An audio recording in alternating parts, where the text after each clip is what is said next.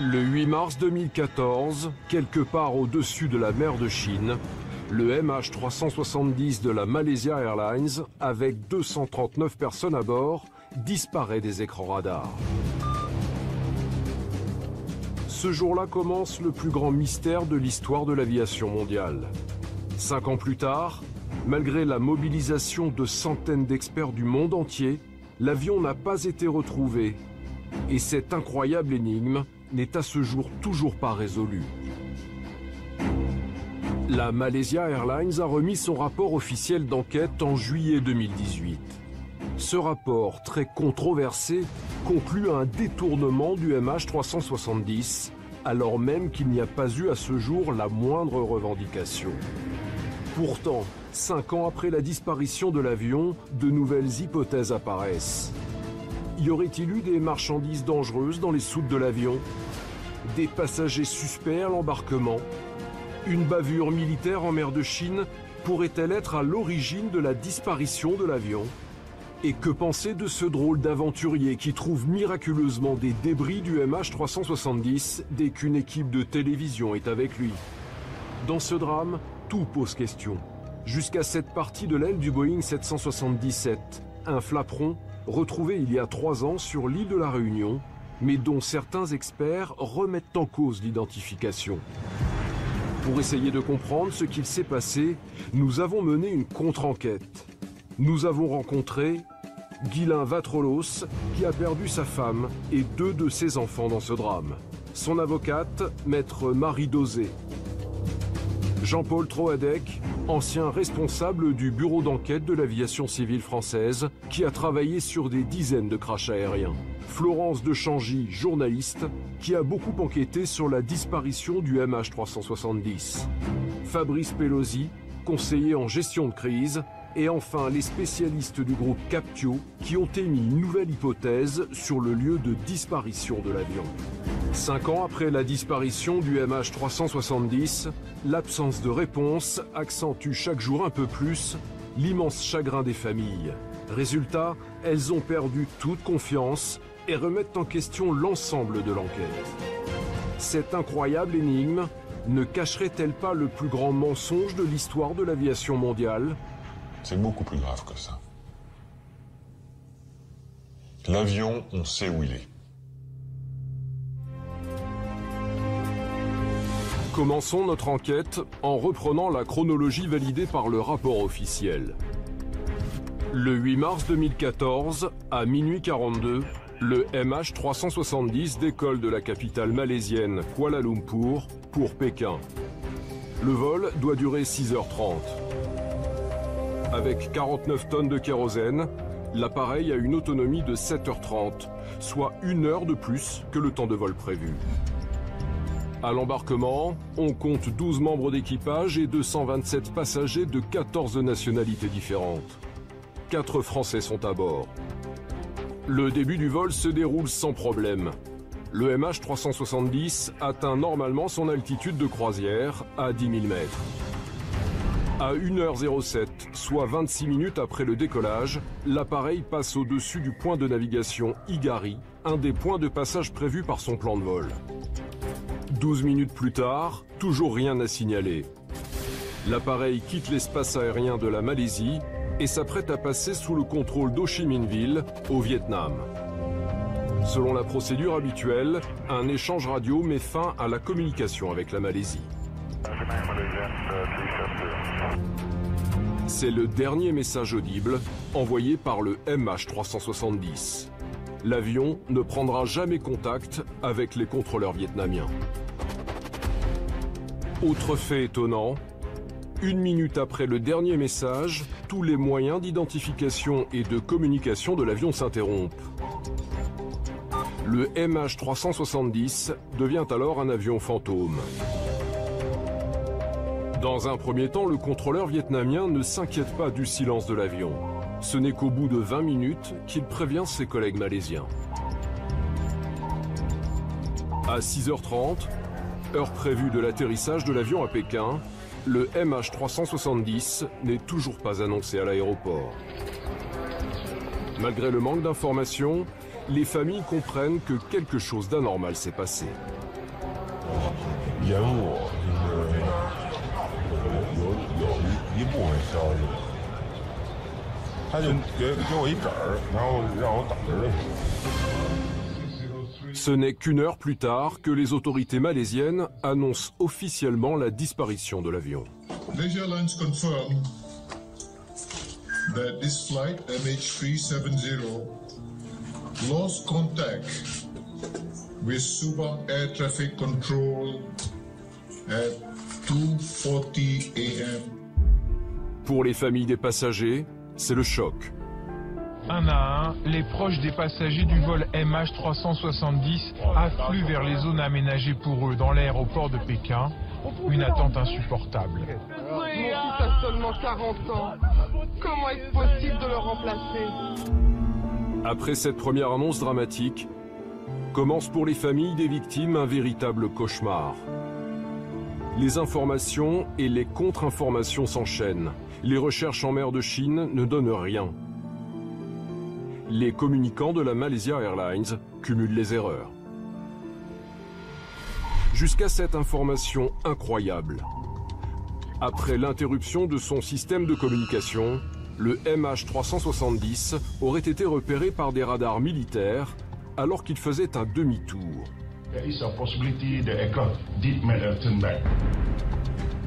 Suite à ce demi-tour, l'avion serait repassé au-dessus de la Malaisie, puis se serait engouffré dans le détroit de Malacca. C'est là que se seraient arrêtées les traces des radars militaires malaisiens. Ce sont alors les satellites d'une société anglaise, Inmarsat, qui auraient tracé la suite de la trajectoire du MH370. L'avion aurait poursuivi son vol pour aller se perdre dans l'océan Indien, au milieu de nulle part. À la suite de ces nouvelles informations, les recherches sont abandonnées en mer de Chine pour se concentrer sur l'océan Indien. Mais la zone de recherche est immense. Malgré des moyens considérables mis en œuvre, les investigations resteront vaines. Aujourd'hui, 5 ans après le début de ces recherches et après avoir dépensé quelques 130 millions d'euros, aucune trace du MH370 n'a été retrouvée au fond de l'océan Indien. Mais que s'est-il passé le 8 mars 2014 vers 1h20 du matin, à 10 000 mètres d'altitude? Pour les experts en aéronautique, il n'y a que 3 hypothèses. La première, un incendie à bord. Plusieurs avions ont déjà été victimes d'une telle catastrophe. Mais selon les spécialistes, si un feu se déclare dans l'appareil, il ne peut pas voler plus de quelques dizaines de minutes. Dans le cas du MH370, l'hypothèse n'est pas valide puisque d'après les données de la société Inmarsat, l'avion a été sous contrôle, c'est-à-dire piloté, encore pendant 7 heures après la coupure des communications. Seconde possibilité, un détournement. C'est l'hypothèse retenue par l'enquête officielle. La trajectoire de l'appareil s'expliquerait alors par le fait que celui-ci ait été sous contrôle pour effectuer son demi-tour et s'engager ensuite dans le détroit de Malacca. Malgré l'absence de revendication, l'enquête conclut au détournement. Du coup, l'hypothèse pose question. Comment accréditer l'idée du détournement du MH370 alors que personne n'en a jamais réclamé la paternité? Troisième et dernière possibilité, le suicide du commandant de bord ou de son copilote. Les enquêteurs ont fouillé chaque détail de leur vie privée. Alors, que s'est-il réellement passé? Et si aucune de ces pistes n'était la bonne? Et si toute cette histoire n'avait pour but que de camoufler une série d'erreurs? Et si le mystère le plus incroyable de l'histoire de l'aéronautique n'était en fait qu'un immense mensonge? Pour tenter de comprendre l'incompréhensible, il nous fallait mener une véritable contre-enquête. Bon, globalement, dans cet avion, tout ce qu'on tire est bizarre. Toute ficelle qu'on tire, on trouve qu'il y a quelque chose de bizarre. We are looking at every angle. We are looking at every aspect.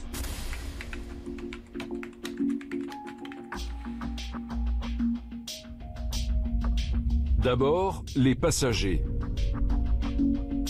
Rappelons que les 12 membres d'équipage ont accueilli 227 passagers de 14 nationalités différentes, dont une majorité de Chinois. 4 Français sont également à bord. Les enquêteurs vont donc devoir étudier le profil de 239 personnes. Florence de Changy est journaliste au Monde, envoyée permanente en Asie. Elle a suivi l'histoire du MH370 depuis le début.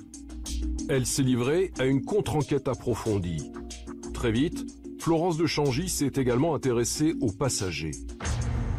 Il y a quand même parmi les profils quelques passagers dont on peut se demander ce qu'ils faisaient là. The investigation team is now, as we speak, is going through all the records, going through all the videos footage. Un commando aurait-il pu détourner l'avion?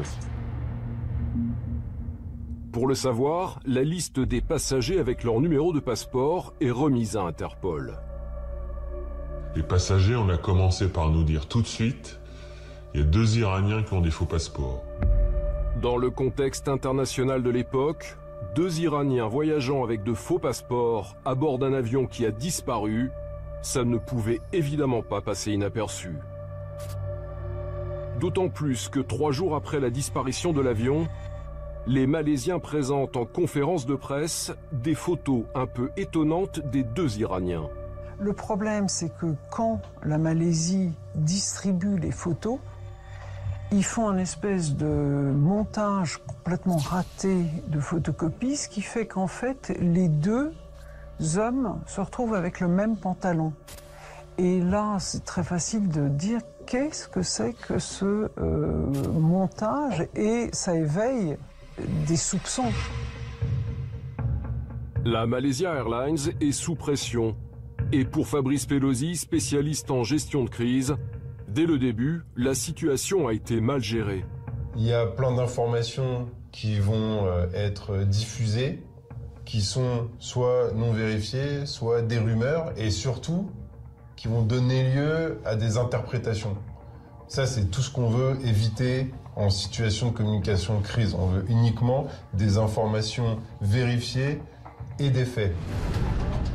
Malgré ces éléments troublants, Interpol va dès le lendemain tirer les choses au clair.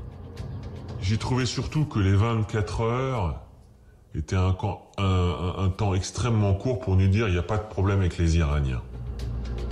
Selon l'enquête d'Interpol, les 2 Iraniens ne seraient que de simples citoyens qui voulaient s'installer en Europe. Pour brouiller les pistes, ils auraient choisi un vol Kuala Lumpur-Pékin et de là, ils devaient prendre un autre avion pour l'Allemagne. L'avocate de Ghislain Vatrolo s'intéresse particulièrement à cette question. On sait que c'était un canal d'immigration clandestine, c'est vrai, et qu'ils n'étaient pas les seuls à avoir essayé de rejoindre d'autres pays via la Chine. Enfin, je trouve ça quand même assez bizarre de passer par Pékin pour aller en Allemagne. Passer par un pays aussi surveillé que la Chine, quand on veut passer inaperçu avec un faux passeport, c'est effectivement une idée surprenante.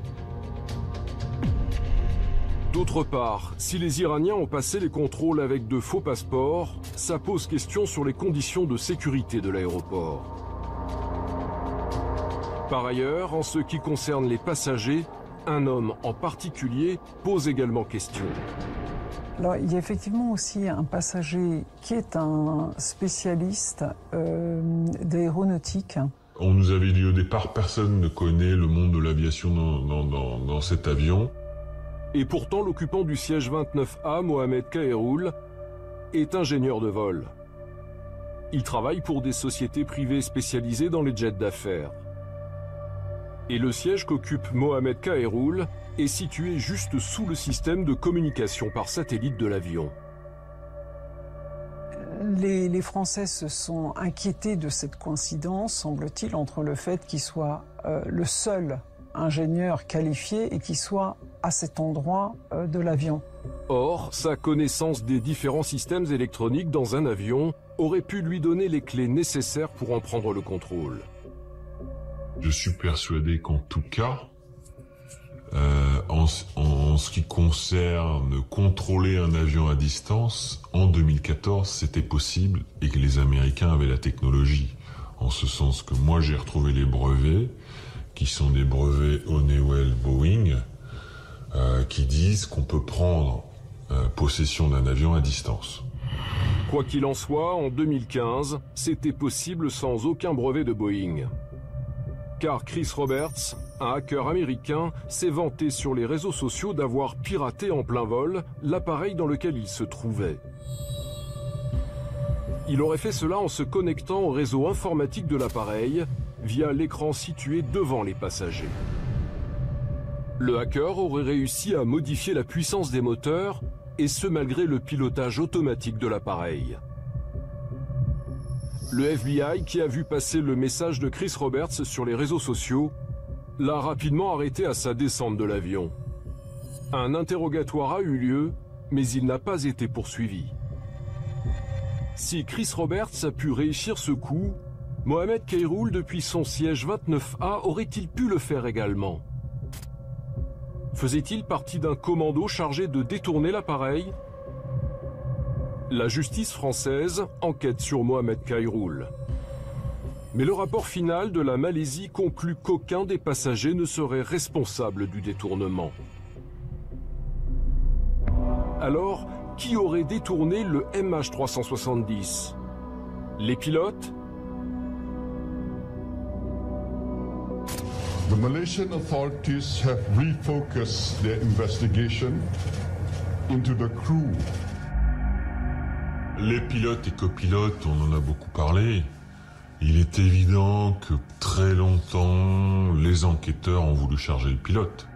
On me l'a confirmé de l'intérieur, disons, que quand il y a un crash d'avion, on essaye tout de suite de trouver le plus de défauts possible aux pilotes et aux copilotes.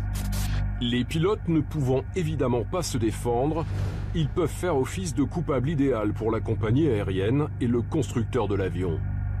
Leur culpabilité mettant un point final à l'enquête. Le pilote, c'est le nerf de la guerre dans un avion, évidemment. Donc moi, je me suis tout de suite dit qu'il fallait avoir une idée la plus claire possible sur cette personnalité. Étudions donc le profil des pilotes. Le copilote d'abord. Farid Abdulhamid a 27 ans. Il devait se marier prochainement avec une jeune femme, elle aussi pilote. Il a une vie privée heureuse, rien à voir avec le profil d'un terroriste ou d'un homme qui veut se suicider. Examinons maintenant le profil du commandant de bord. Zahari Ahmad Shah a 53 ans. Il est marié et père de 2 enfants. C'est un pilote expérimenté. Il est même devenu instructeur pour la Malaysia Airlines. Un passionné qui possède chez lui un simulateur de vol. Sa vie privée est passée au crible à la recherche de la moindre faille psychologique. La presse va jusqu'à mettre en cause les relations politiques du pilote. Le commandant de bord est en effet un proche du chef de l'opposition Anwar Ibrahim qui va prendre publiquement sa défense. I know him as a person very passionate about justice, and I think it is grossly unfair. Les différentes enquêtes menées sur le pilote n'aboutissent à rien, si ce n'est à semer la confusion. C'était un type exceptionnel, professionnellement, très fort mentalement, et comme m'a dit un de ses amis, l'homme que vous voudriez aux commandes si une catastrophe aérienne devait avoir lieu.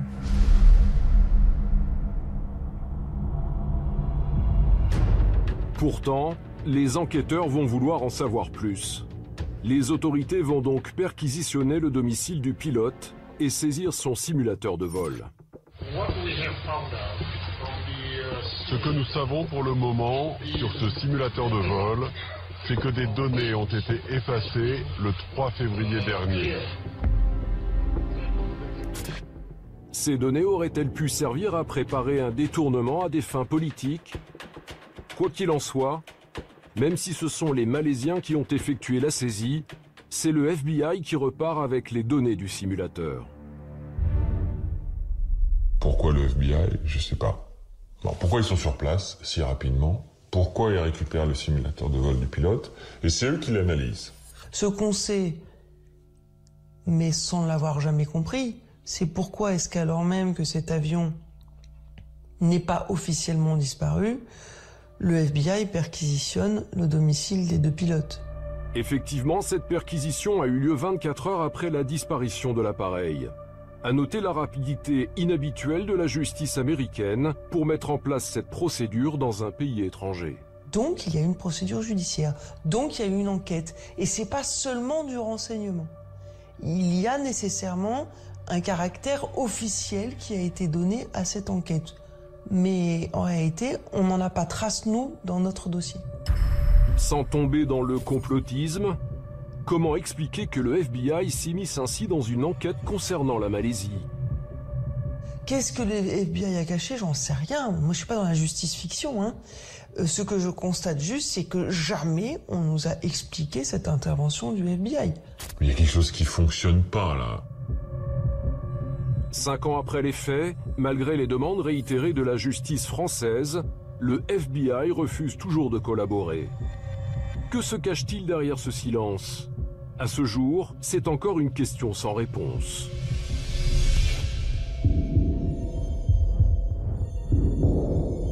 Continuons à analyser le rapport officiel.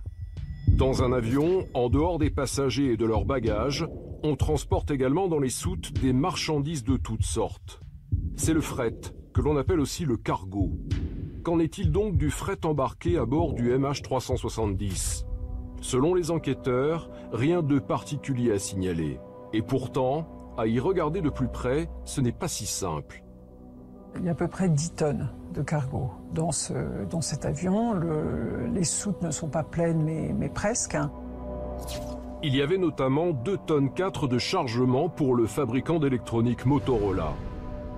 We carry some lithium-ion small batteries. C'est la dangerosité des batteries au lithium qui pourrait poser problème. La question a été posée à la Malaysia Airlines. It's not dangerous good to say, but in terms of they're not declared as dangerous good under ICAO. Pas dangereuse? Il a été pourtant prouvé qu'en cas de choc violent, ces batteries peuvent exploser et prendre feu en quelques secondes. Plusieurs accidents ont été causés par ce type de problème. Le plus spectaculaire a eu lieu au sol sur un appareil de la compagnie DHL.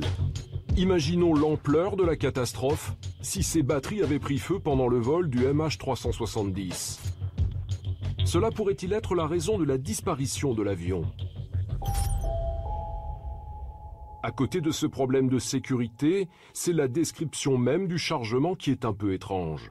Pour plusieurs tonnes de matériel électronique, la description est très légère. Parce que si on compare ça à d'autres éléments du cargo, par exemple des livres d'enfants, alors là, les livres d'enfants, on a le titre de chaque ouvrage, le nombre de pages et le prix à l'unité. Malgré ces éléments troublants, selon le rapport officiel, le fret n'est pas en cause. Airlines do this all the time. It's not just Malaysia Airlines. Pour l'enquête officielle, a priori, ce ne sont donc ni les passagers, ni les pilotes, ni le fret qui sont en cause dans la disparition de l'appareil. À noter que le rapport a été rédigé à partir de l'enquête menée par la Malaysia Airlines, cette compagnie appartenant en totalité à l'État malaisien. On peut s'interroger sur son objectivité.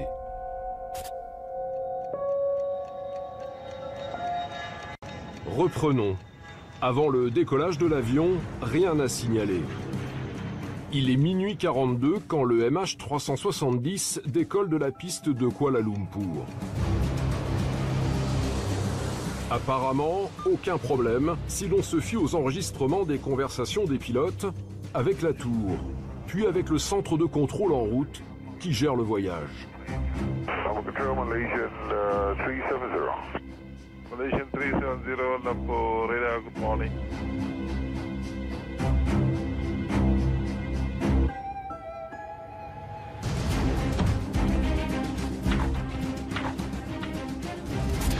Le vol se déroule normalement pendant 40 minutes, jusqu'à ce que l'appareil ait atteint son altitude de croisière à 10 000 mètres. À 1h19, le dernier échange entre l'avion et le sol laisse entendre le fameux. Selon le rapport officiel, il est 1h22 quand les différents systèmes de communication de l'appareil s'interrompent brusquement. Même le SATCOM, qui permet la communication par satellite, s'éteint. À ce moment-là, le MH370 devient totalement muet. Seuls des radars pourraient le détecter.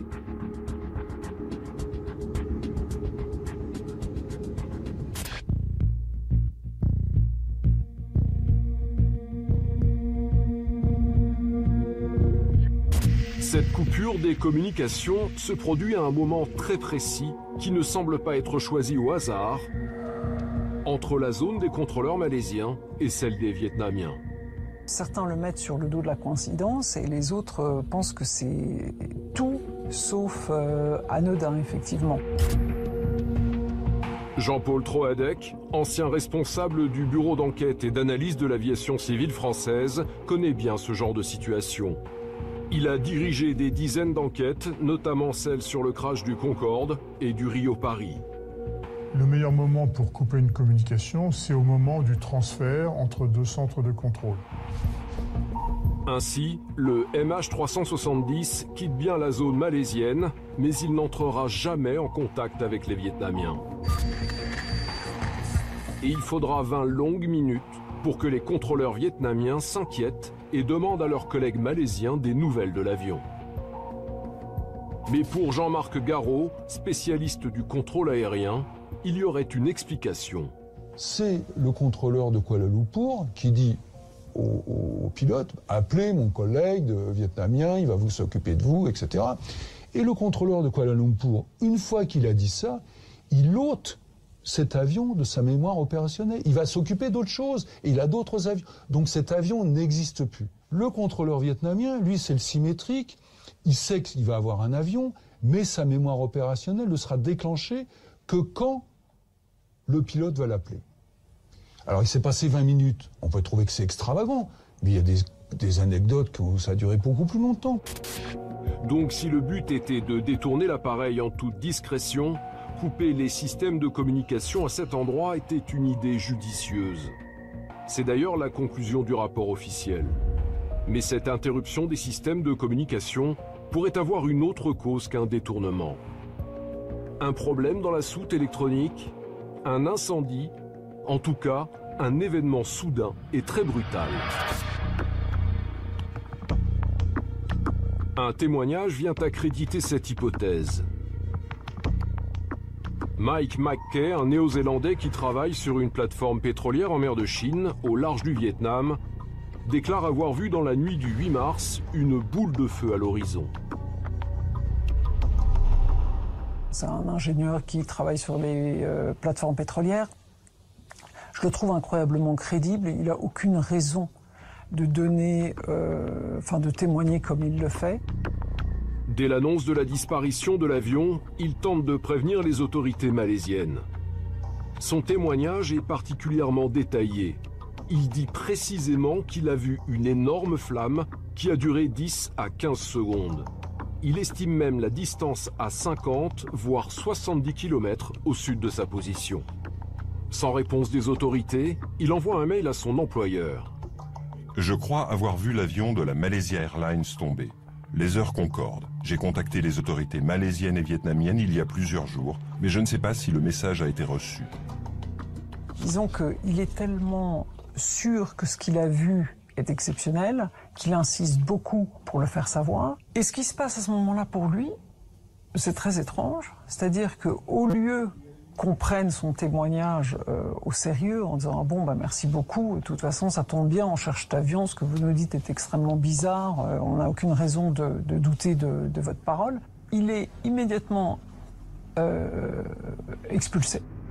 Expulsion, disons plutôt que sa société a mis fin à son contrat. La journaliste Florence de Changy a remonté la piste de Mike McKay. Elle a rencontré quelqu'un qui dit l'avoir croisé au moment où il quittait le Vietnam. Il était dans un état de stress totalement exceptionnel, d'après la personne qui l'a vu, et il n'est plus joignable. De notre côté, nous avons également tenté de joindre Mike Kay, sans résultat. Alors, que fait-on d'un tel témoignage? Je pense que c'est des témoignages qu'il faut garder.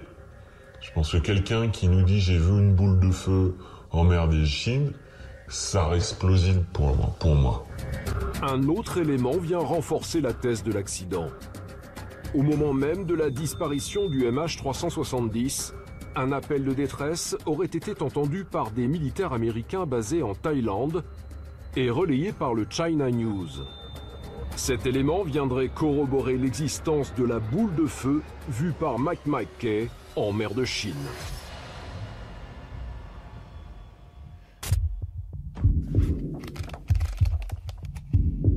Quatre heures après la disparition de l'appareil, les autorités malaisiennes lancent enfin des recherches en mer de Chine, dans la zone du dernier contact avec le MH370. Et ça s'est fait grâce à la coopération de tous les navires présents dans la zone. À partir de là, la communication des autorités malaisiennes va devenir extrêmement confuse. Toutes les informations seront communiquées, qu'elles soient vraies ou qu'elles soient fausses. Je peux vous confirmer qu'il y a de très longues nappes de pétrole, mais pas de débris.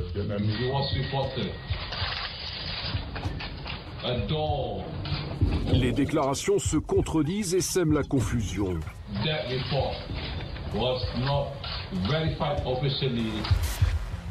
Pour les spécialistes de la gestion de crise comme Fabrice Pelosi, la Malaisie a multiplié les erreurs. Ici, très rapidement, la Malaysia Airlines va céder, en quelque sorte, à la pression médiatique. Et là, on est dans une situation très paradoxale.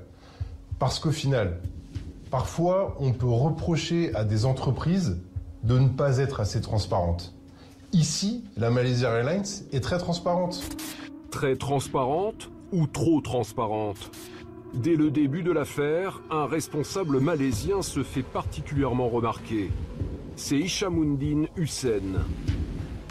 Un personnage important puisqu'il gère à la fois la défense et les transports. Alors ce ministre était-il suffisamment préparé à une telle crise? The Beijing government will announce this in a couple of hours. This floating object is 22 meters long and 30 meters wide. I wouldn't know. This is all I have. Same area. This is all I have. À la vue de ces images, le professionnalisme des autorités malaisiennes est remis en cause. On sait aujourd'hui, les chaînes d'information en continu ont besoin d'être nourries. Voilà, donc il y a cette pression. Ici, quand le porte-parole dit « c'est tout ce que j'ai », eh bien, on a l'impression que tout ce qu'il a, ça tient sur un bout de papier. Un simple bout de papier, c'est bien peu pour rassurer les familles. Au fil des conférences de presse, les annonces vont se multiplier et entraîner ainsi désarroi et confusion.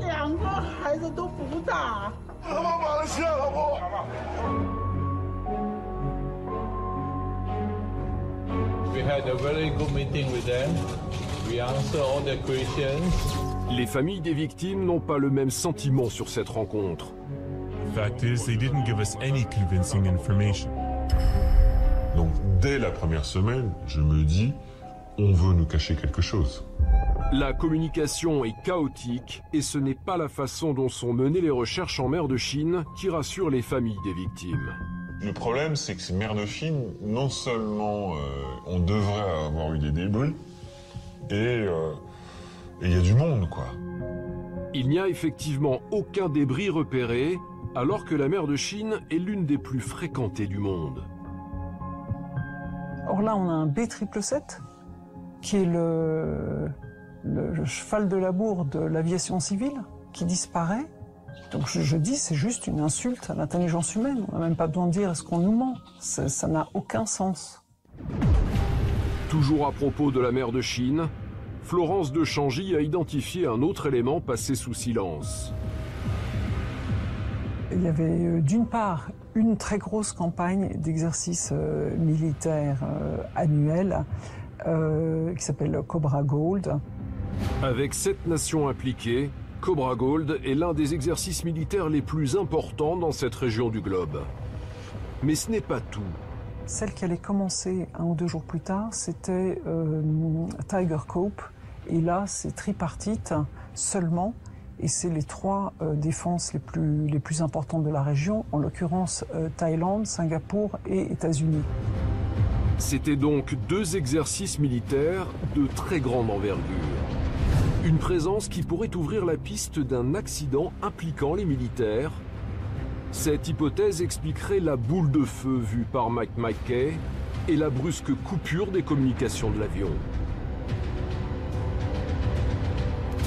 Il est tout de même étrange que dans ses déclarations, le fameux ministre de la Défense et des Transports malaisien ne fasse aucune mention de la présence de ces militaires dans la région.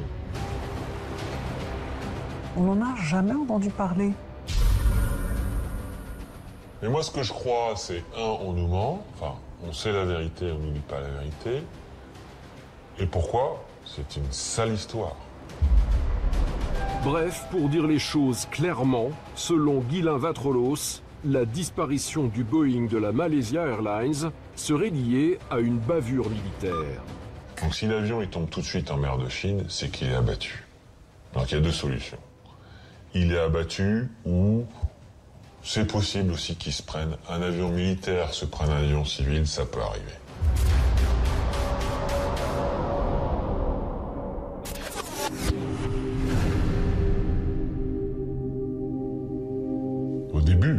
Au début, j'ai confiance. Au début, je me dis, il y a plein de Chinois dans l'avion, les Chinois ne sont pas marchés sur les pieds, on va vite savoir ce qui s'est passé. Revenons en arrière. Le 9 mars 2014, soit le lendemain de la disparition de l'avion. Alors que les familles désespèrent et que les recherches s'activent, les militaires vont faire une révélation incroyable. En fait, nous avons regardé l'enregistrement des radars et nous avons constaté la possibilité que l'avion ait fait demi-tour. Si l'on s'en tient à la chronologie, l'armée malaisienne est donc au courant du demi-tour dès le lendemain de la disparition du MH370. Alors, pourquoi avoir continué les recherches en mer de Chine? Mais ce n'est pas tout.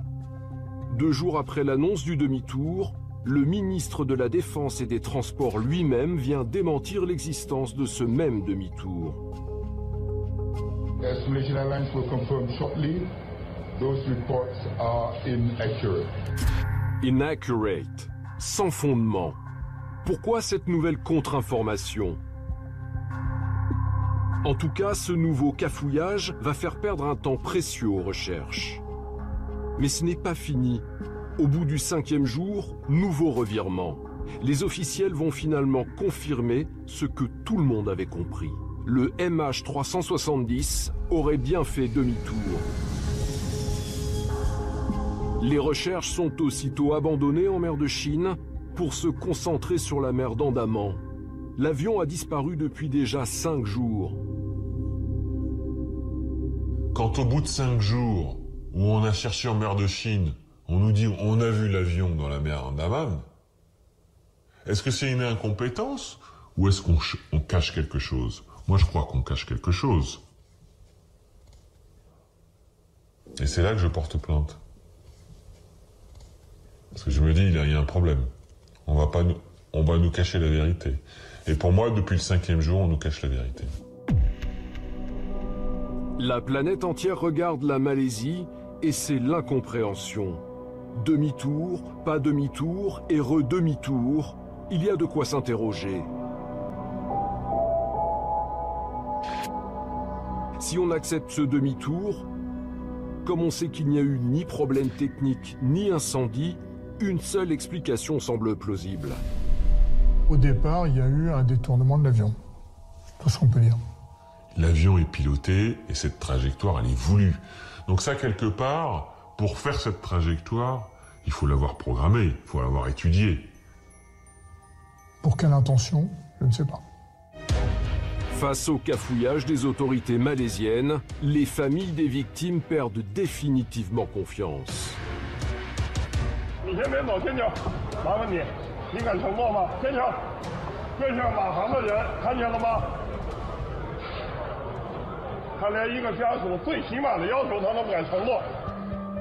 À l'époque, à ce stade de l'enquête, ce dont on est sûr, c'est que l'avion a décollé normalement de Kuala Lumpur, qu'il a ensuite suivi sa route sans encombre et que, au bout de 40 minutes, toutes les communications se sont brusquement interrompues sans raison apparente. À partir de là, les militaires s'appuyant sur les traces de leur radar affirment que l'avion aurait fait un demi-tour. Pourtant, il faudra attendre 4 ans pour que le rapport officiel conclue au détournement du MH370. Les enquêteurs ayant disculpé les passagers et les pilotes, ils n'excluent pas la possibilité qu'une tierce personne soit intervenue. Mais pour Florence de Changy, cette thèse ne tient pas la route. La journaliste remet en cause la faisabilité même d'un tel demi-tour. Il se trouve que dans le tout dernier rapport, ils ont fait des tas de tests et ils arrivent in extremis, avec un certain nombre de conditions, à faire ce U-turn au B777. Pour affirmer l'existence de ce demi-tour, les Malaisiens s'appuient sur les traces détectées par leur radar militaire. Ces traces sont donc la pierre angulaire du rapport officiel. Mais tout le monde n'est pas d'accord avec cette version des choses. Et encore une fois, c'est des traces radar qui ne donnent pas quel avion non plus. Donc on n'est pas sûr que sous cet avion-là.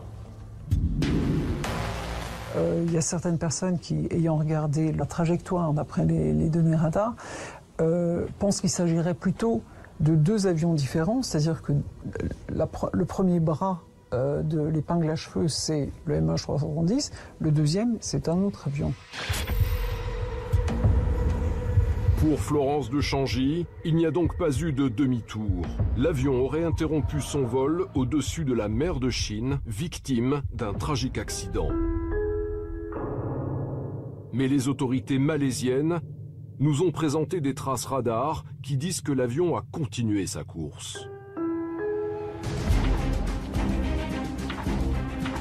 Pour appuyer la thèse du demi-tour, le rapport officiel propose une preuve étonnante. Le téléphone portable du copilote aurait été repéré au-dessus de la péninsule de Penang alors que l'avion volait à 10 000 mètres d'altitude et à 900 km/h. C'est-à-dire trop vite et trop haut pour qu'un téléphone portable puisse être détecté.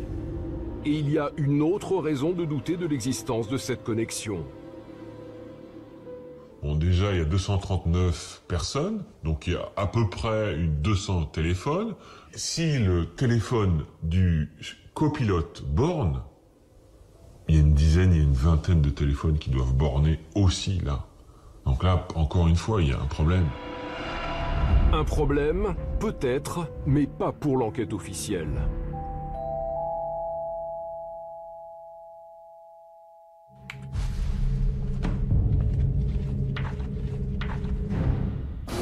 Continuons à examiner le rapport d'enquête. Si l'on admet le trajet retenu par la thèse officielle, le MH370 aurait forcément survolé la base militaire internationale de Butterworth, c'est-à-dire la base militaire la plus importante de la région. Elle regroupe la Malaisie, l'Australie, le Royaume-Uni, la Nouvelle-Zélande et Singapour.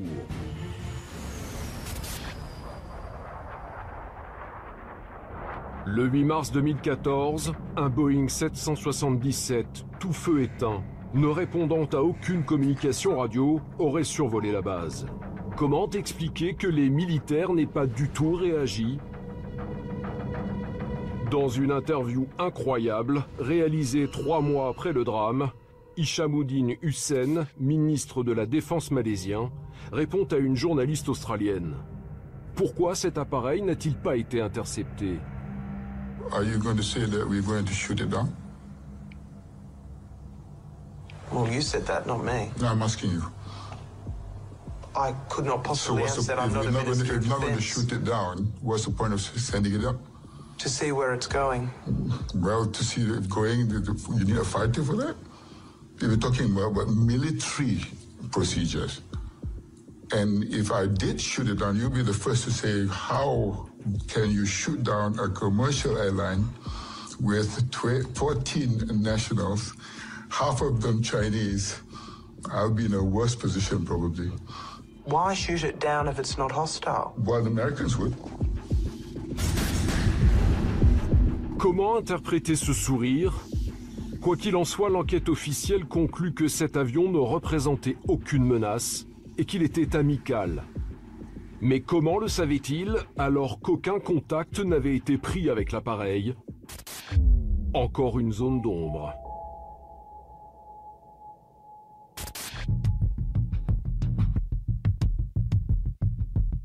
Examinons à nouveau la trajectoire du MH370 selon la thèse officielle. L'avion a décollé de Kuala Lumpur à minuit 42. Après 40 minutes de vol, la totalité de ses moyens de communication se sont interrompus. À partir de là, nous sommes dans les suppositions émises par le rapport officiel. Après l'interruption des communications, le MH370 aurait fait un demi-tour et serait reparti vers la Malaisie. Mais pour ne pas être repéré, il aurait réussi à naviguer en s'assurant de voler précisément juste au-dessus des frontières malaisiennes et thaïlandaises. Ensuite, il aurait survolé la base militaire de Butterworth avant de s'engouffrer dans le détroit de Malacca. Ok, on a les traces radars malaisiennes soi-disant.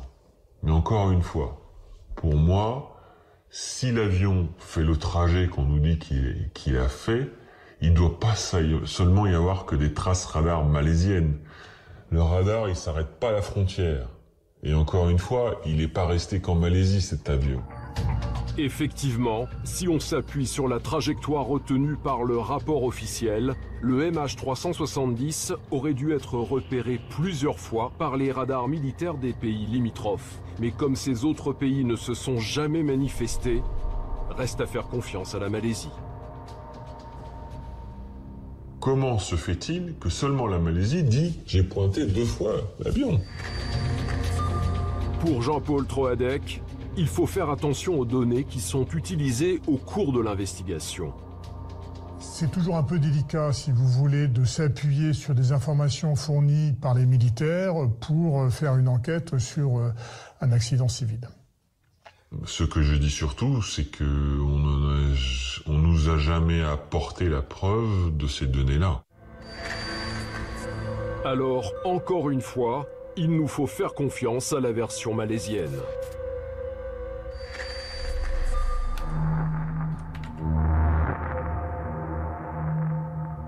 Intéressons-nous maintenant aux recherches pour retrouver l'épave de l'avion.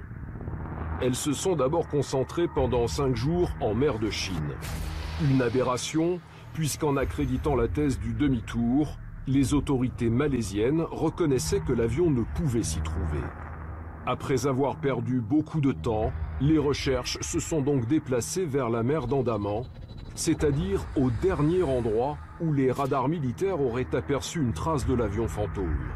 Alors ensuite, ce qui s'est passé, c'est qu'on n'avait plus d'informations provenant des radars et on a eu l'idée d'utiliser des signaux échangés avec les satellites de communication de la société Inmarsat.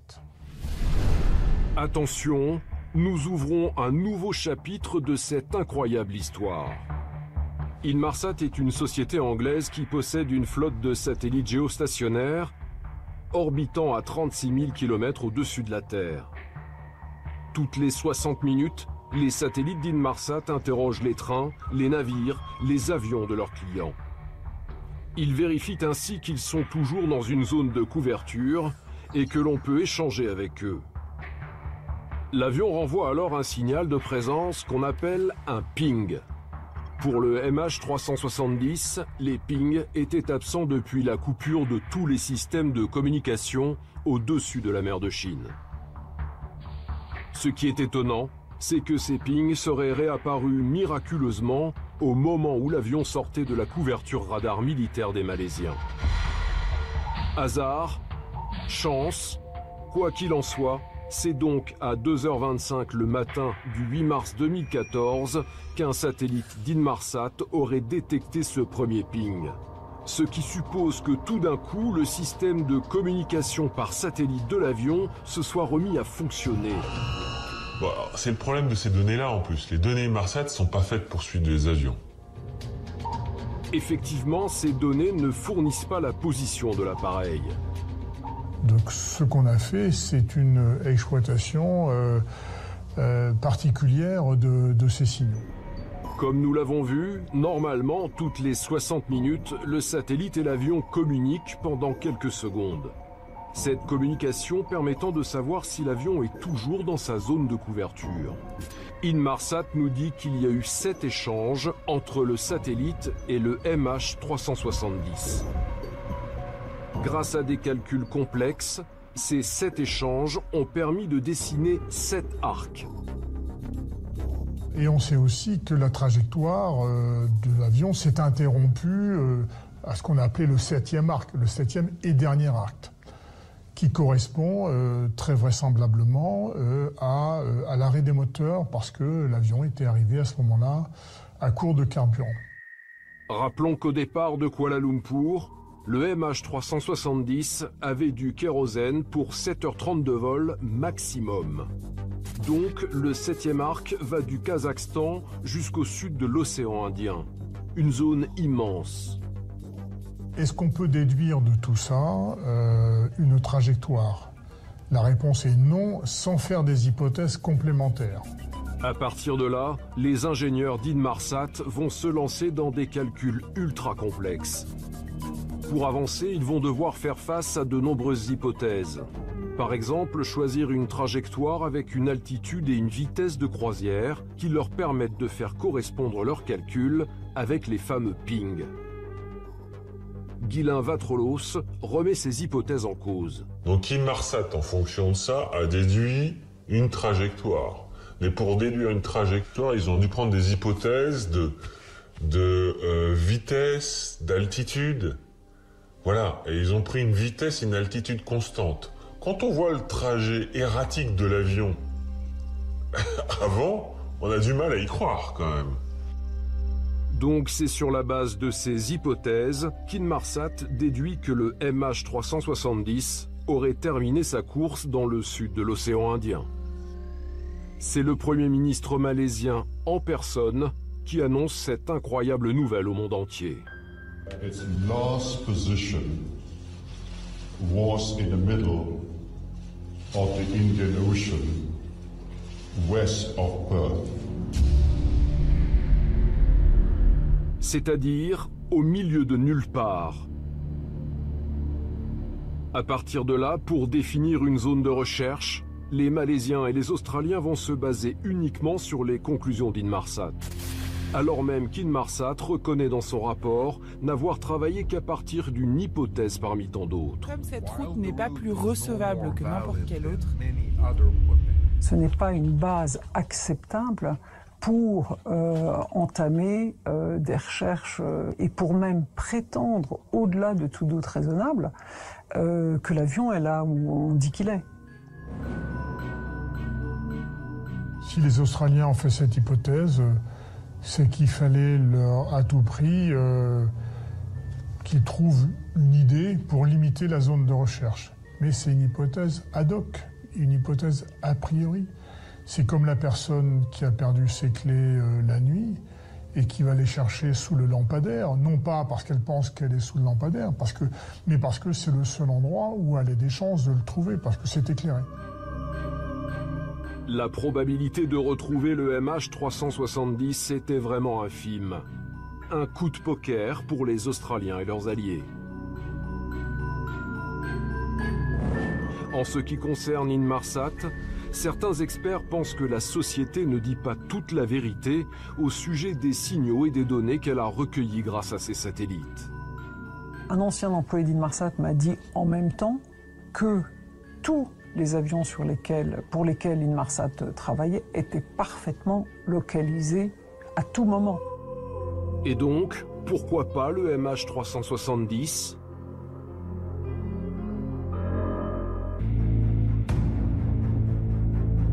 Nous sommes le 24 mars 2014. L'avion a disparu il y a maintenant 16 jours.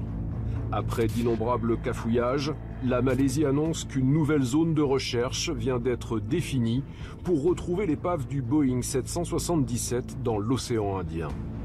L'enjeu est de taille, non seulement pour comprendre ce qui est arrivé au MH370, mais surtout pour permettre aux familles de faire leur deuil. Dès qu'on a eu cette piste, finalement, des signaux Inmarsat et du 7e arc, les recherches ont commencé par avion, évidemment. La zone est en effet à plus de 2000 km des côtes australiennes. Le jour de la disparition, le 8 mars, la mer était déchaînée, avec des creux de 3 à 4 mètres. Alors si l'avion a tenté un amérissage d'urgence, le choc a obligatoirement été brutal. L'avion, il se crache bien. Donc il y a des débris. La preuve, ici nous voyons une tentative d'amérissage d'un vol d'Ethiopian Airlines en 1996. Et la mer était calme. L'accident avait fait 125 victimes sur les 175 personnes qui étaient à bord. La zone à couvrir pour les recherches du MH370 s'étend sur 4000 km². En plus des avions, des satellites français, américains et chinois viennent en renfort stationner au-dessus de la zone. Rapidement, plusieurs images apparaissent. Il y a eu des débris. Est-ce que ce sont les débris de l'avion? C'est pas impossible. Les navires se rendent donc sur la zone, mais sans succès. C'est totalement anormal qu'on n'ait pas retrouvé de débris flottants. Ça n'est jamais arrivé dans l'histoire de l'aviation. Et on l'a vu, on peut nous dire c'était la tempête, tout ça. Air Asia qui s'est craché, je sais plus quoi, 6 mois plus tard, en pleine tempête. On a retrouvé plein de débris sans problème. Le vol Paris-Rio, on a trouvé des débris au bout de 6 jours. Là, on n'a jamais trouvé un débris flottant. Mais en dehors des débris, ce que l'on cherche surtout, ce sont les boîtes noires. Il y en a deux. La première enregistre les conversations dans le cockpit et la seconde, l'ensemble des paramètres du vol. Ces boîtes noires sont précieuses, c'est elles qui peuvent nous renseigner sur les conditions de l'accident. Chaque boîte noire est équipée d'une balise qu'on appelle un pinger. Ce pinger émet des signaux acoustiques qui permettent de repérer la boîte noire. Ils sont émis toutes les secondes sur une fréquence bien précise. La durée de vie de cette balise accrochée à la boîte noire n'est que de 30 jours. Des navires spécialement équipés de moyens d'écoute ultra sophistiqués doivent aider à les retrouver.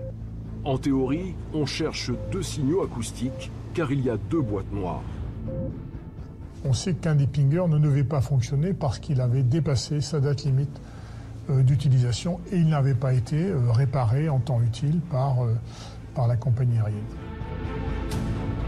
Manque de chance ou incompétence? Quoi qu'il en soit, à cause de ce problème de maintenance, il y avait donc 2 fois moins de probabilité de retrouver les boîtes noires. Toujours est-il que pour repérer ces pingers, il faut utiliser des détecteurs de signaux acoustiques high-tech. C'est l'Australie et la Chine qui prennent en charge ces recherches. Mais trouver la technologie adéquate et affréter les navires sur zone prend beaucoup de temps.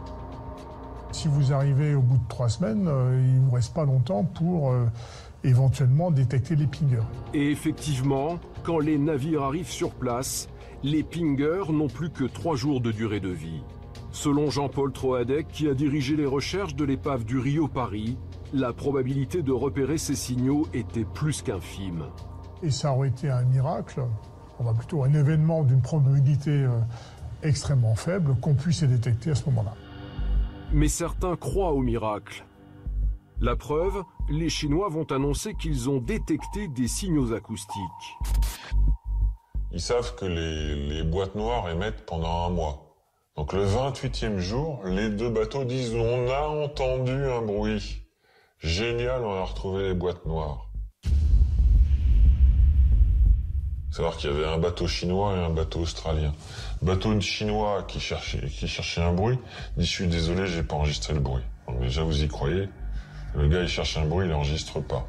Et le bateau australien, c'est pire encore. Le bateau australien, il met 1 mois à nous dire « Ah bah non, c'était pas la bonne fréquence ». Et c'était un bruit qui venait de notre propre bateau. 1 mois pour nous dire ça. On nous prend, enfin moi je suis désolé, mais on nous prend pour des imbéciles. Les spécialistes savaient que la fréquence sur laquelle on les avait entendus ne pouvait pas être celle d'un pinger. Et néanmoins, les Australiens ont fait des déclarations, on a retrouvé les pingers, etc. C'était impossible. Donc oui, on nous ment là. Les pingers se sont tus, mais les boîtes peuvent encore être exploitées pendant plusieurs années. Encore faut-il les retrouver. Seule solution désormais, cartographier mètre par mètre les fonds sous-marins. Autant chercher une pièce de monnaie cachée dans le Stade de France. Pendant 3 longues années, les Australiens vont poursuivre les recherches et même y mettre des moyens considérables. Ils couvriront 120 000 km², dépenseront 130 millions d'euros, sans aucun résultat.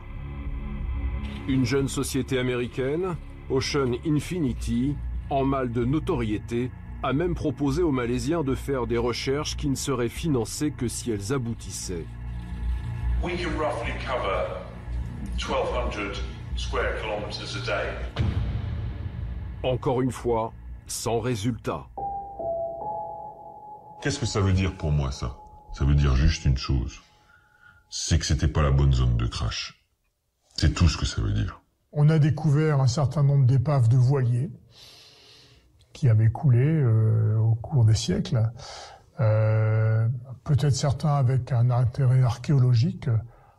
Est-ce qu'il y a eu des découvertes en termes géologiques ou bien en termes d'exploitation minière? Ça, je ne le sais pas. Mais effectivement, c'est pas perdu pour tout le monde. C'est très utile de mieux connaître le sous-sol sous-marin, surtout à l'époque, enfin, où on fait de plus en plus d'exploration pétrolière offshore et choses comme ça. Des recherches pour trouver du pétrole, une hypothèse plausible. Cela expliquerait-il le choix de cette zone de recherche? Rappelons qu'elle avait été définie en faisant une confiance aveugle aux données d'Inmarsat.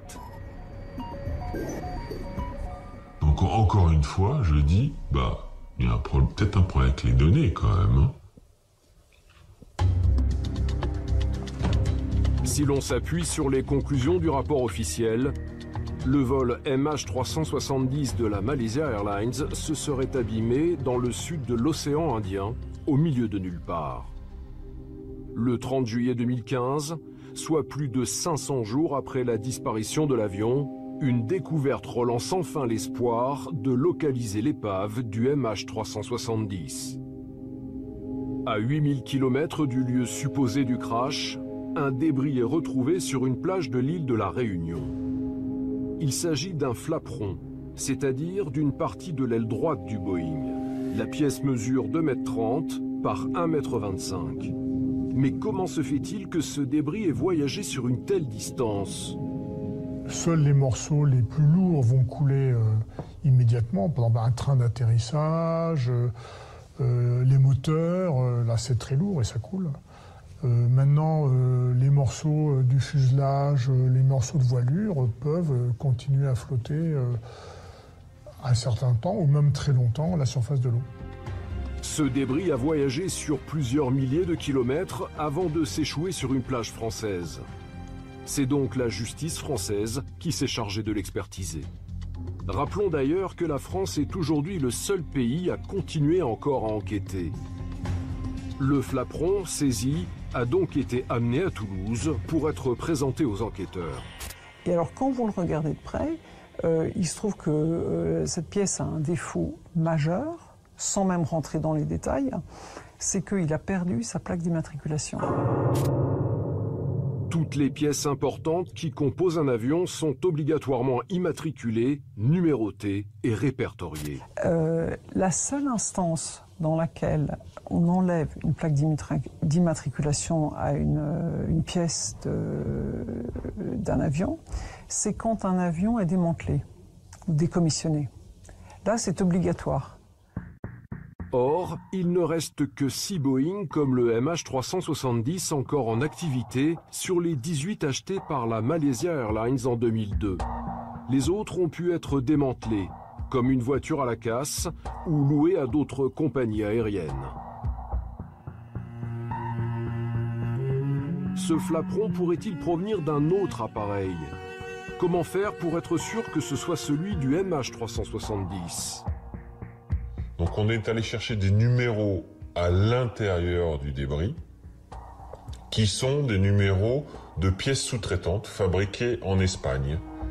Sur les 12 numéros inscrits à l'intérieur du flaperon, un chiffre seulement concorde avec les documents du sous-traitant espagnol.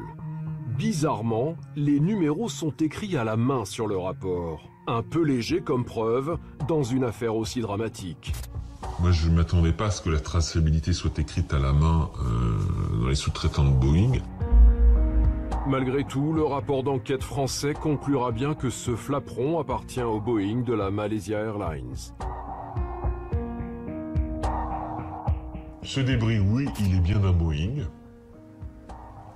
Ce débris, est-ce qu'il a fait tout ce chemin? Je ne sais pas. Est-ce qu'il a été amené là? Est-ce qu'il est de cet avion? Je n'en ai pas une certitude à 100. Je ne suis pas sûr de ça. Malgré les recherches effectuées autour de l'île, à part le flaperon, aucun autre débris du MH370 ne sera retrouvé à La Réunion. En revanche, sur d'autres côtes de la région, des débris sont peu à peu découverts. Donc on a trouvé d'autres débris. On a trouvé des débris donc à l'île Maurice, sur les côtes africaines. Au Mozambique, en Tanzanie ou encore en Afrique du Sud.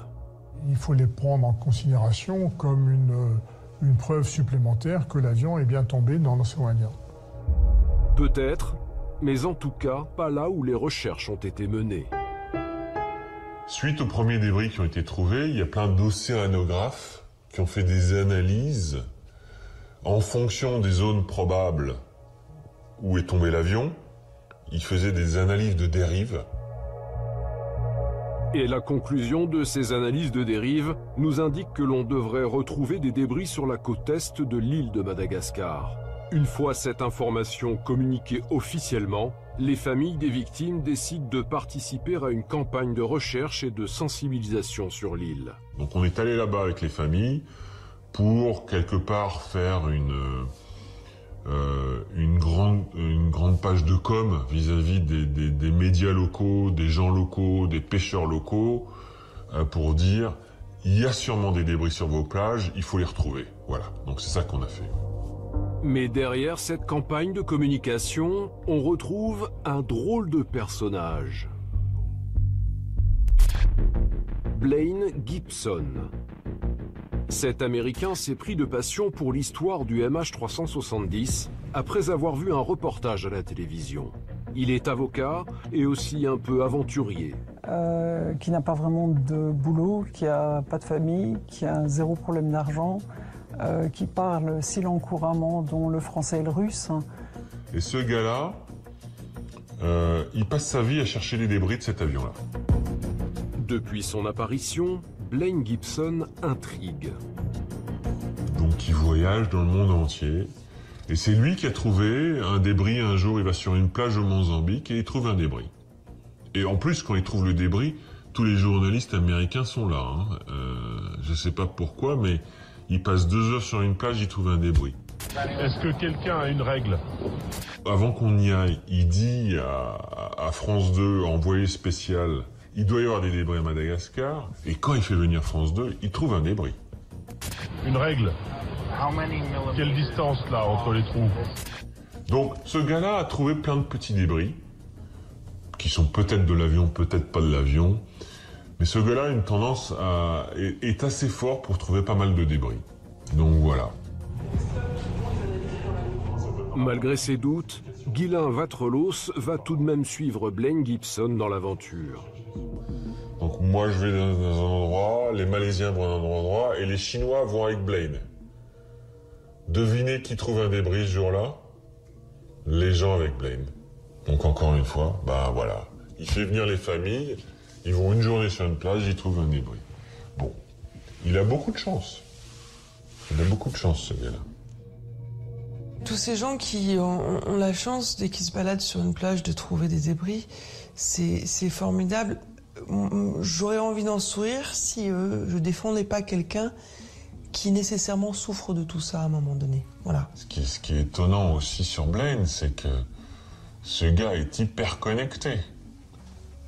Ce gars, quand il va en Australie, il est reçu par le Premier ministre.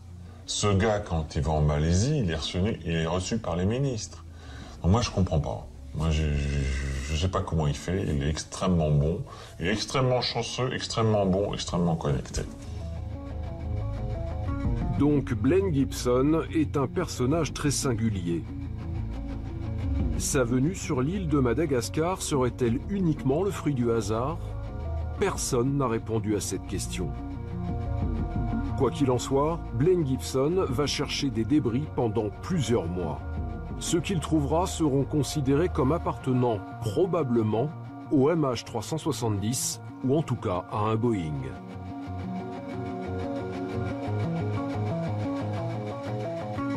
Ces débris viennent donc accréditer une nouvelle fois la thèse officielle selon laquelle le MH370 se serait bien abîmé dans l'océan Indien.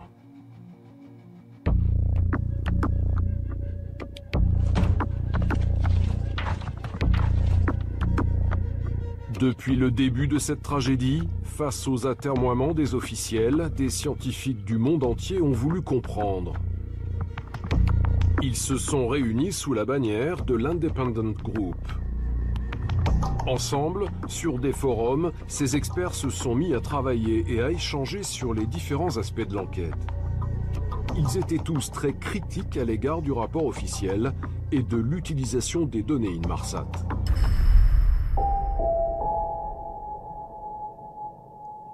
Les données Inmarsat, c'est n'importe quoi depuis le début. C'est soit contradictoire, soit inexploitable, soit faux. C'est pas notre point de vue. Il y a suffisamment d'informations pour construire notre théorie fondée sur une trajectoire qui nous semble réaliste.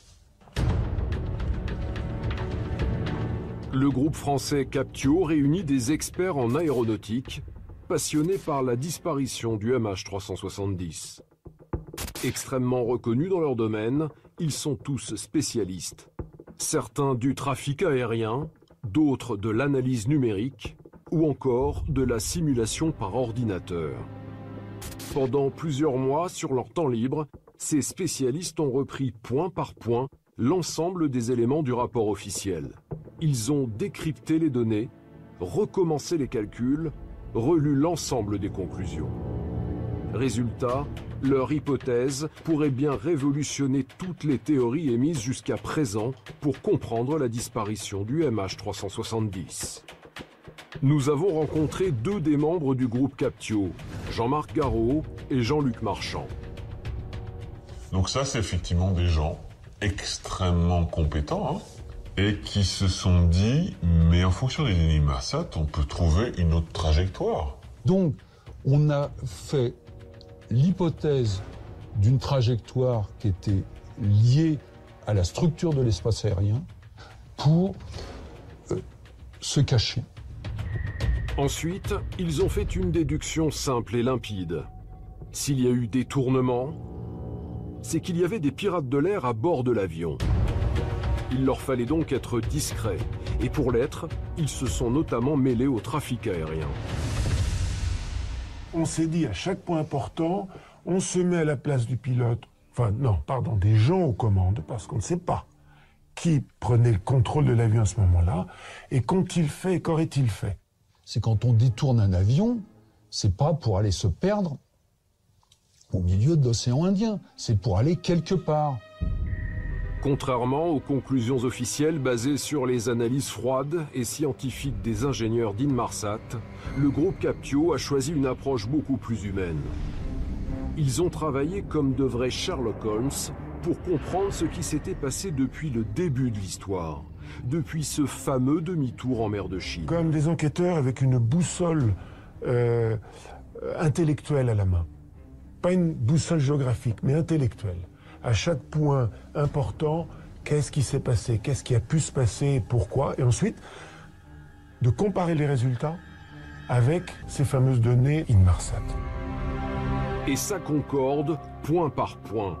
En se mettant dans la tête des pirates de l'air, Captio a trouvé une trajectoire qui fonctionne parfaitement avec les données rendues publiques par Inmarsat. Leur théorie est simple. Selon eux, des pirates de l'air ont pris le contrôle de l'appareil dans le but de faire un échange de prisonniers. Pour faire cet échange, ils devaient trouver un terrain d'atterrissage. Ils avaient donc une destination finale et un but précis. Mais avant de prendre le contrôle de l'avion, il leur fallait déjà monter à bord de l'appareil. Pas trop compliqué quand on sait que la sécurité de l'aéroport de Kuala Lumpur laisse particulièrement à désirer. Donc, certains des pirates seraient montés normalement à bord de l'avion en embarquant parmi les passagers. Mais un autre pirate, lui, se serait introduit dans le compartiment électronique situé à l'avant de l'appareil, sous le cockpit. Pour y accéder, 3 possibilités. Soit la soute à bagages, soit l'accès des pompiers qui est toujours déverrouillé, ou encore par une trappe située derrière le cockpit, là où tous les passagers ont potentiellement accès. Le rôle de ce pirate aurait été de couper les systèmes de communication à un instant précis, rendant ainsi l'avion invisible. Pour y arriver, il lui aurait fallu couper plusieurs circuits électriques, privant ainsi l'avion de certains de ces systèmes. Et l'avantage, c'est qu'en faisant cette coupure, ça déconnecte les électroaimants de la porte blindée, donc ils peuvent rentrer dans le cockpit. Rappelons que depuis le 11 septembre 2001, l'accès au cockpit est protégé par une porte blindée qui s'ouvre soit de l'extérieur avec un digicode, soit de l'intérieur quand le pilote a vérifié l'identité de celui qui voulait entrer.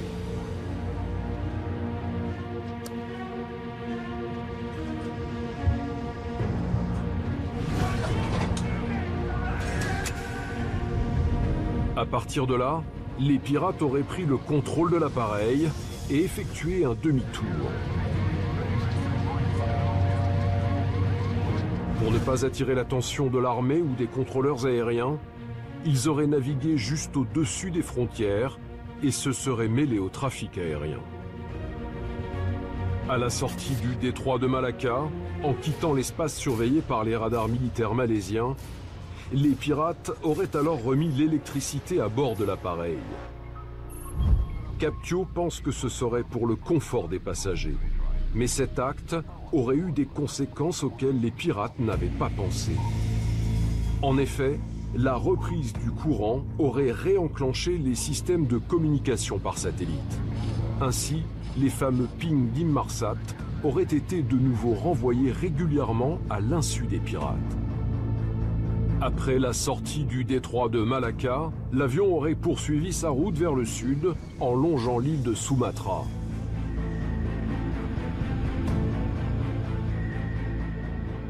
À ce moment-là, il fallait qu'ils descendent en dessous de la couverture radar des Indonésiens. Et les Indonésiens sont plus chatouilleux en termes de protection de leur espace aérien que les Malaisiens. Il va descendre à 10 000 pieds.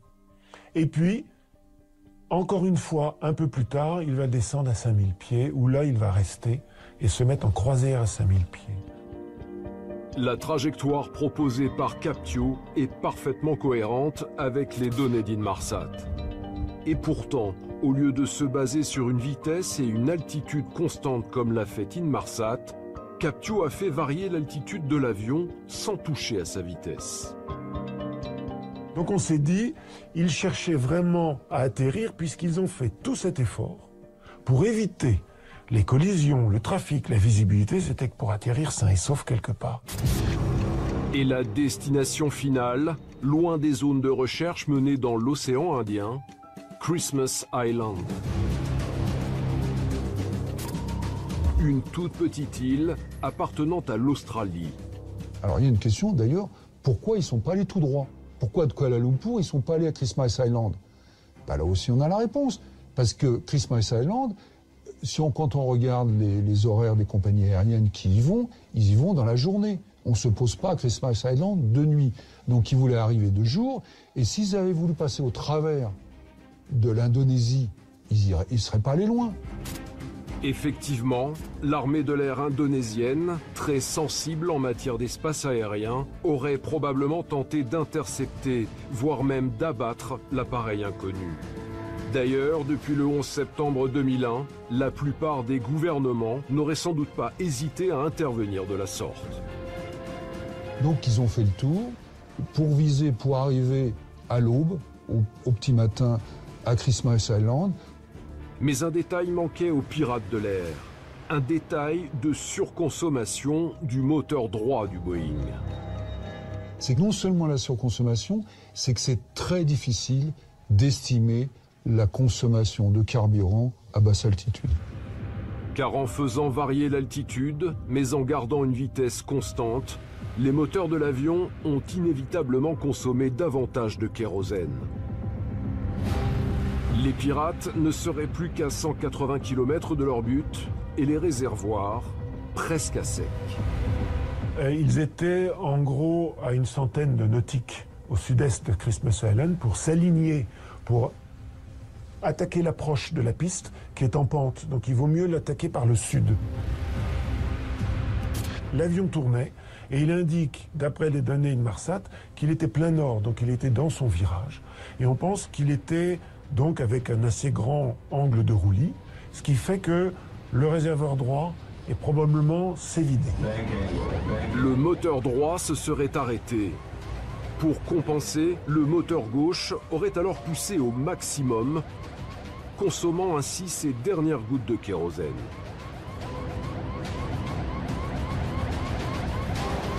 Le SATCOM aurait alors émis un ping de déconnexion.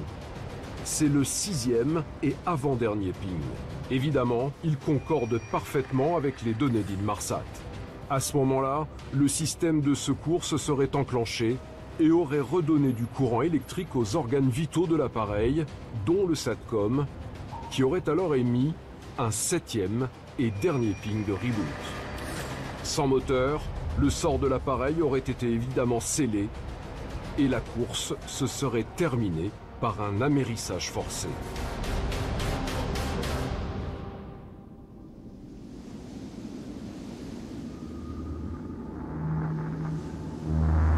Pour nous, le point d'impact est estimé à 12 degrés sud, 107 degrés est. Et selon Captio, c'est là que serait l'épave du MH370. Au vu de la faible altitude à laquelle aurait volé l'appareil, cette zone de recherche est beaucoup plus petite que les 120 000 km² des Australiens. En gros, c'est un carré de 40 nautiques par 40 nautiques. Soit 5500 km². Selon Captio, l'appareil aurait pu tenter un amérissage. Donc en gros, il a dû se casser en 3 morceaux, tomber au fond de l'eau, quelques petits débris qui ont été arrachés à la fin. Et qui seraient partis à la dérive, comme le flaperon retrouvé sur l'île de la Réunion. Pour valider leur théorie, les spécialistes de Captio ont dû mener des études de dérive en prenant en compte l'ensemble des conditions météo réelles de l'époque, et cela les a bien conduits vers la zone de Christmas Island. Ils ont ensuite étudié les crustacés et puis finalement la déformation structurelle du flaperon qui expliquerait un amérissage. Là encore, tout concorde avec leur hypothèse.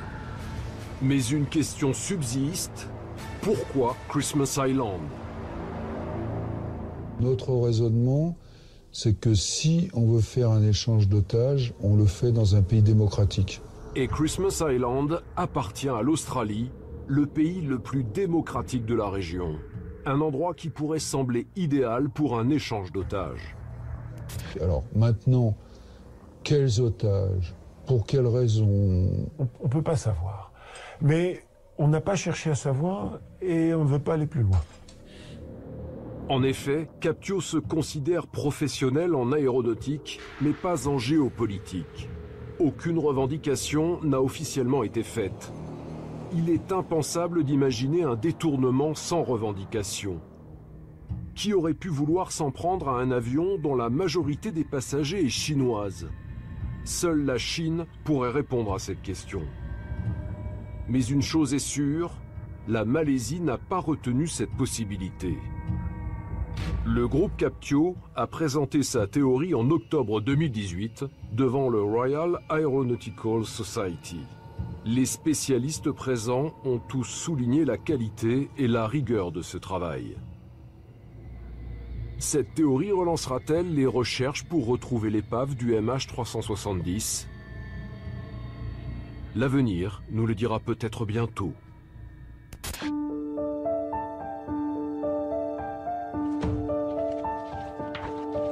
Est-ce que l'on nous aurait menti?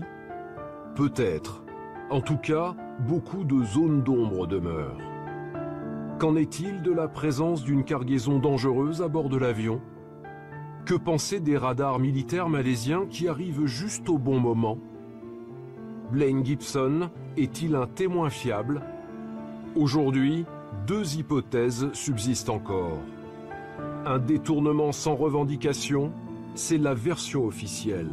Ou alors, une bavure militaire dans la mer de Chine. Curieusement, de son côté, la Chine, qui avait 154 ressortissants à bord de l'appareil, n'a jamais fait mention d'une enquête qu'elle aurait menée. Face à l'inaction des pays concernés, l'épilogue de ce drame ne dépend plus aujourd'hui que de l'enquête que continue de mener la justice française. L'autre chose qu'on peut attendre, c'est comme je suis persuadé qu'on sait, que des gens savent ce qui s'est passé, c'est qu'un jour quelqu'un nous donne des vraies informations. Quelqu'un qui part à la retraite, quelqu'un qui a des remords, quelqu'un qui veut parler pour une raison ou pour une autre. Donc ça peut arriver. Aujourd'hui, après 5 ans de cauchemar, Guylain Vatrelos n'a toujours pas obtenu d'explication tangible sur ce qui est arrivé à sa femme, à ses 2 enfants et à la fiancée de son fils. Alors, pour continuer à vivre, il s'est forgé sa propre vérité. Moi, je crois que le plus probable, c'est que l'avion soit tombé tout de suite. Ouais. C'est la théorie que je préfère aussi parce que je dis que ma famille n'a pas souffert.